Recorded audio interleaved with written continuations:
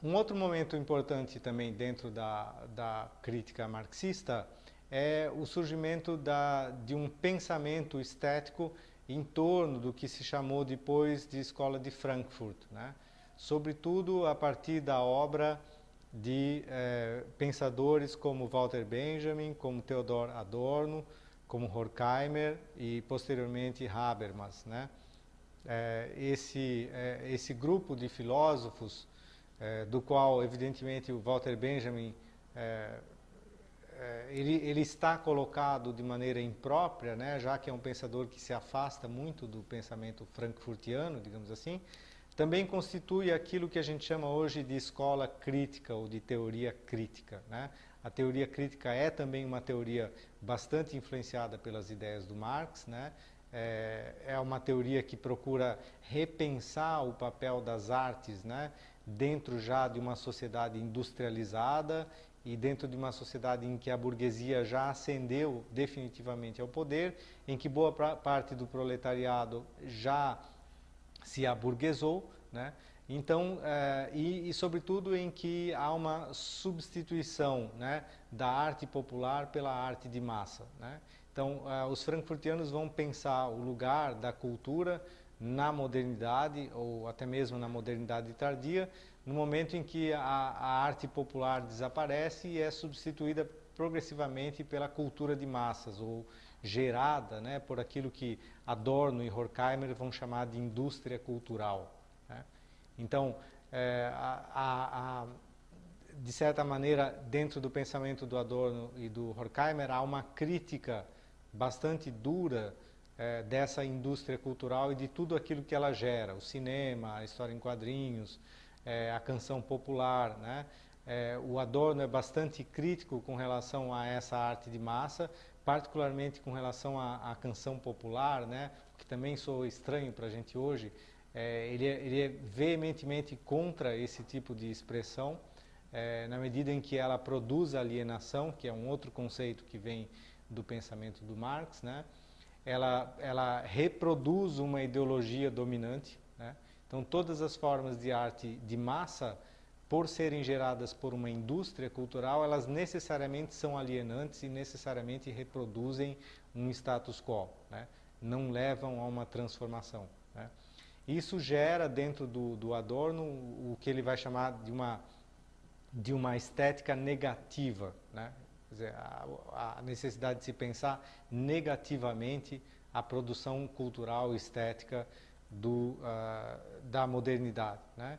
E vai gerar também um pensamento crítico na medida em que, para Adorno, a arte autêntica é aquela que se afasta definitivamente desses padrões de consumo gerados pela indústria cultural, né? Walter Benjamin se situa numa fronteira entre essa forma de pensamento da escola de Frankfurt, ou da teoria crítica, né, e o que a gente poderia chamar de um pensamento sociológico, né? Na medida em que o Benjamin ele assume uma posição menos dura em relação à indústria cultural, né? O Walter Benjamin tem um texto chamado A Obra de Arte na Era de Sua Reprodutibilidade Técnica, em que ele vai mostrar que é verdade que as condições tecnológicas, ou seja, industriais, alteraram o nosso modo de consumo da arte, né?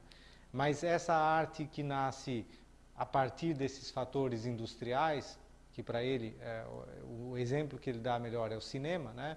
Ela não é necessariamente alienante, né?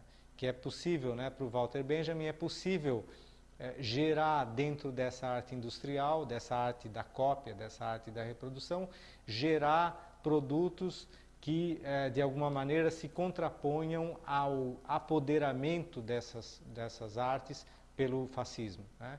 Então, o Benjamin vai numa direção oposta, na verdade, à da teoria crítica, na medida em que ele acredita ser possível modificar esse tipo de produção gerada pela indústria cultural, né? Ao passo que para Adorno e Horkheimer, a indústria cultural está comprometida definitivamente com um modo de produção, né? Seria preciso Adorno várias vezes insiste no fato de que é preciso voltar a repensar a grande obra de arte e resgatar aqueles valores autênticos, por exemplo, né, Adorno fala de Beethoven ou das catedrais, né, e compara essas grandes obras com aquilo que seriam as obras alienantes, né, a canção popular, o romance de consumo, etc. Né? O Walter Benjamin tem uma posição muito menos radical, quer dizer, alguém que se afasta desse pensamento e vai buscar uma espécie de conciliação com aquilo que a indústria cultural gera. Né? Evidentemente, Adorno e Horkheimer vão negar esse texto fundamental do Walter Benjamin e, inclusive, vão publicar esse texto cortado, com várias partes vão ser retiradas desse texto. Só recentemente a gente tem podido analisar o texto do Walter Benjamin de maneira mais integral e só recentemente a gente discute, né, esse progressivo afastamento do Walter Benjamin da chamada teoria crítica. Né? Tanto a escola, o pensamento marxista ou sociológico, quanto toda essa reflexão que deriva de Marx, né, e da escola de Frankfurt, tiveram uma influência grande sobre a crítica literária brasileira, evidentemente. Né? Existem dois nomes que são fundamentais dentro desse pensamento sociológico e marxista no Brasil, né, que a gente não pode esquecer. Um deles é o Antônio Cândido, né, que com formação da literatura brasileira procura mostrar essas condições sociais, né, agindo determinando de alguma maneira aquilo que ele chama de formação de uma literatura brasileira, ou de uma consciência literária nacional, né, que para ele depende não só, né, da genialidade dos escritores, mas de uma determinação concreta, quer dizer, uma obra, ela também, para que ela possa ser entendida como obra literária, né, ela precisa necessariamente de um público e de um produtor. Né? Então, nessa tríade obra, público e produtor, o Antônio Cândido vai inserir, né, uma nova maneira de pensar a evolução, digamos assim, da literatura brasileira, a formação. Né? E depois, em Literatura e Sociedade, o Cândido também vai procurar mostrar todas as imbricações, né, que podem ser entendidas entre a série social e a série literária. Né? O Antônio Cândido também não é tão jdanovista, não é tão jdanovista, não é tão simplista em querer reduzir, né, a obra literária à série social, mas ele mostra como há um jogo, sim, de espelhamento e de imbricações mútuas, né, entre as obras literárias e a sociedade. Né? E por último, um autor que é o Roberto Schwartz vai assumir uma postura muito mais próxima de um Lukács, por exemplo, e vai procurar estudar de maneira muito atenta, né, particularmente no caso do Machado de Assis, a relação do jogo de formas, ou seja, de que maneira a forma social e a forma literária se imbricam uma na outra, e ele vai fazer isso particularmente com a obra do Machado de Assis. A grande tese do Roberto Schwartz deriva dos estudos sobre a relação do Machado de Assis com o Segundo Império. Né? Quer dizer, para o Roberto Schwartz é inconcebível que se possa pensar a genialidade do Machado de Assis sem se pensar as condições sociais, políticas e filosóficas, né, em que esse texto foi gerado. Né? Então, por exemplo, no caso do Memórias Póstumas de Brás Cubas, né, o Schwartz vai associar a volubilidade do narrador, aquele narrador que ora assume uma posição, ora assume outra posição, a uma volubilidade política da aristocracia brasileira. Quer dizer, de certa maneira, o Brás Cubas, ele está inscrito no próprio nome, né, Brás, né, e o Roberto Schwartz nada mais faz do que revelar, né, disfarçado, né, de que maneira o Machado de Assis, ao gerar o Brás Cubas, ele gera um espelho, né, da sociedade brasileira da sua época. Quer dizer, essa leitura que o Schwartz faz do Machado de Assis, evidentemente se contrapõe uma série de leituras que estavam em voga na época e que pensavam o Brás Cubas, e que pensavam o Brás Cubas em termos de intertextualidade, da relação do Brás Cubas com outras séries literárias, como a literatura antiga ou clássica, né?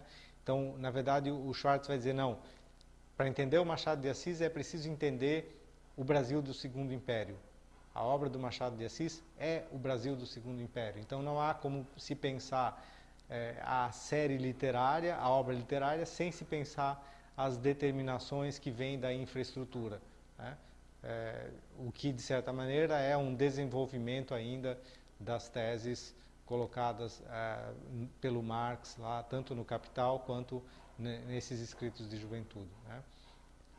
Dois outros autores que a gente não pode esquecer de mencionar, dentro do que se chama Sociologia da Literatura, a obra do Erich Auerbach, que é um pensador que vem da estilística, na verdade, mas que vai escrever um livro chamado Mimesis, em que ele vai pensar o desenvolvimento, né, das diferentes formas literárias a partir das diferentes formas sociais, né?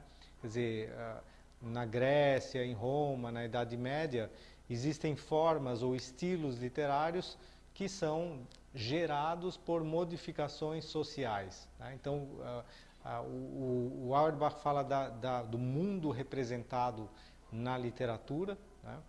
Ou da representação, como a gente diz no Brasil, e de que maneira essa representação ela é fruto de modificações históricas, né?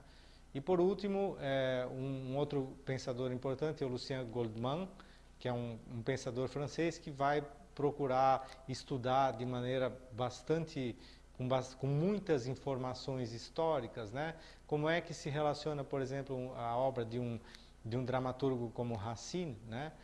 Com a França monárquica, né? Então, todas essas relações políticas e sociais que estão presentes num texto passam a ser abordadas, né? Então, o pensamento, para concluir, para sintetizar, né? O pensamento marxista é um pensamento que evita, de alguma maneira, aquele textualismo que foi gerado, né? Tanto pelo formalismo quanto pelo estruturalismo, né? Então, na verdade, é uma forma de pensar que se contrapõe, né, a esse textualismo. Quer dizer, o texto não pode ser pensado fora do seu contexto. O texto tem que ser inserido no seu contexto, ele faz sentido dentro do seu contexto. Como a gente vai ver mais adiante, na questão da estética da recepção, isso também não responde à questão da sobrevivência de certos textos para além do seu contexto, né? Então, o que faz, por exemplo, com que um texto como o de Machado de Assis seja lido por um diretor como Woody Allen, né? Que não tem nenhuma relação com o Brasil, desconhece totalmente o Segundo Império, mas mesmo assim é capaz de usar o Machado de Assis em uma série de filmes que ele produz e fazer com que esse texto ganhe sentido, né? Então, isso, de certa maneira, escapa ao pensamento, né, de um autor como Roberto Schwartz, né? Não é possível responder a partir das teses do Roberto Schwartz a uma questão como essa, né? Assim como não é possível responder a questões sobre como, né, certas obras literárias sobrevivem para além do seu contexto, ou são lidas e traduzidas muitos séculos depois, né, do desaparecimento do seu contexto de origem, né? A velha imortalidade, né, da obra de arte. Então, essas são questões que, de alguma maneira, o pensamento de origem marxista evita, né, tocar, e que a estética da recepção vai procurar responder, né, como a gente vai ver nas próximas aulas.